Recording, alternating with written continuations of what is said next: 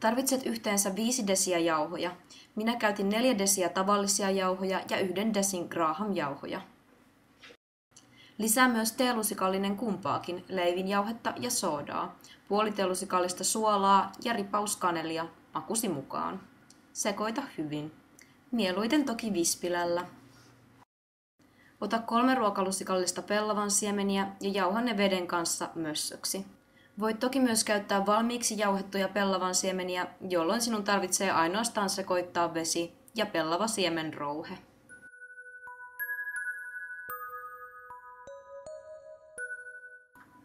Lisää mössösekoitus kulhoon. Ota 3 mieluiten ylikypsää banaania.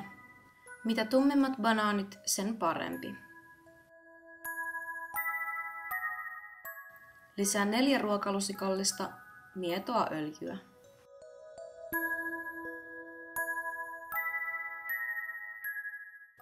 Kaksi desiä sokeria.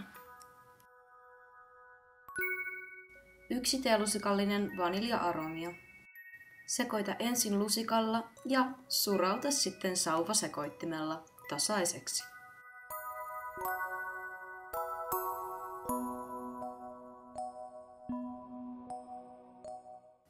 Lisää vielä 1 sitruunan raastettu kuori ja puolikkaan sitruunan mehu.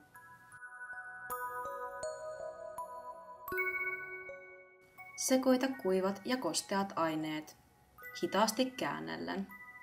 Sekoita vain juuri sen verran, että aineet yhdistyvät. Varo ylisekoittamasta.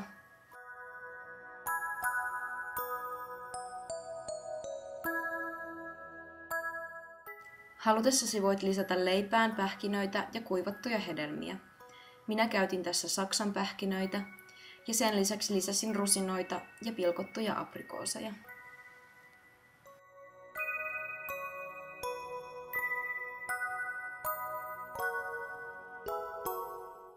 Pyöräytä muutamalla sekoituksella hedelmät ja pähkinät taikinan sekaan.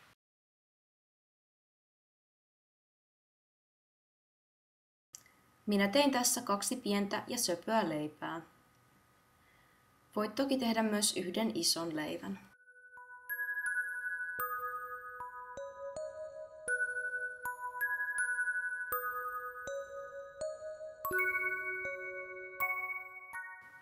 Paista leipiä uunissa 180 asteessa 45 minuuttia tai jopa tunti.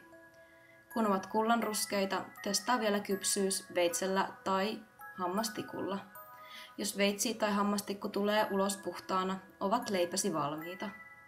Poista ne vuoista ja nautiskele. Banaanileipä on erityisen oiva aamiaisleipä. Kahvin kera. Se on täyteläinen ja suloisen makea. Loistava joululeipä. Hyvää joulua!